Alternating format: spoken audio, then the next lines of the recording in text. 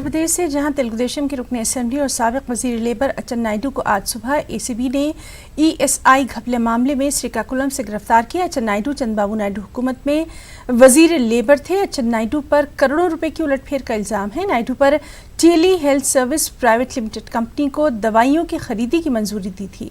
इस कंपनी ने असल कीमत से ज्यादा रकम हासिल की थी। उधर तेलुगुदेशम ने अच्चन नायडू की गिरफ्तारी की मजम्मत की है। सदर तेलुगुदेशम चंद्रबाबू नायडू ने हुकूमत पर अच्चन नायडू का अगवा करने का इल्जाम लगा दिया। चंद्रबाबू नायडू ने वज़ीर दाखिला सुचरिता को इस सिलसिले में इस्तीफा देने का मुतालबा किया। इस वाक़े के लिए वज़ीर आला वाईएस जगनमोहन रेड्डी को भी उन्होंने जिम्मेदार करार दिया।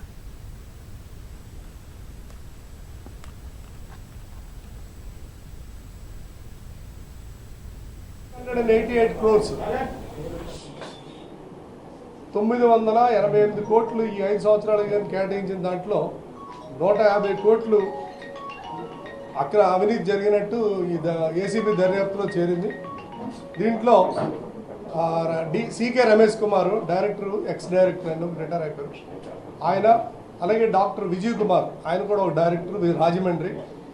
అందులో మన ఎక్స్ మినిస్టర్ గారు ప్రెసిడెంట్ ఎమ్మెల్యే గౌరవ అచ్చెన్నాయుడు గారు ఈ స్కామ్లో ఇన్వాల్వ్ అయినట్టు ఏసీబీ దర్యాప్తులో తేలిన తర్వాత వీళ్ళందరినీ కస్టడీలో తీసుకోవడం జరిగింది।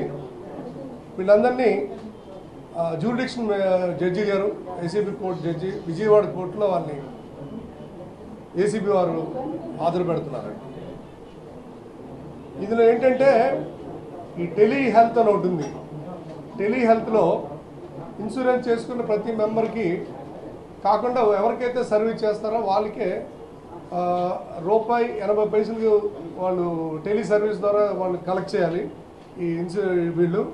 అది కాకుండా వీళ్ళు ₹4.80 చొప్పున కలెక్ట్ చేసి ఇదేంటంటే 100 కొంతమంది ఉంటే 1000 మంది మెంబర్స్ ఉంటే 1000 మంది చెప్పిన ఎవరికైతే సర్వీస్ చేశారో వాళ్ళకే కాకుండా మొత్తం అందరికి కూడా క్లెయిమ్ చేసి ఇక్కడ కూడా ఈ ప్రభుత్వ ధనాన్ని దుర్వినియోగం చేసినట్టు దర్యాప్తు వచ్చిందండి।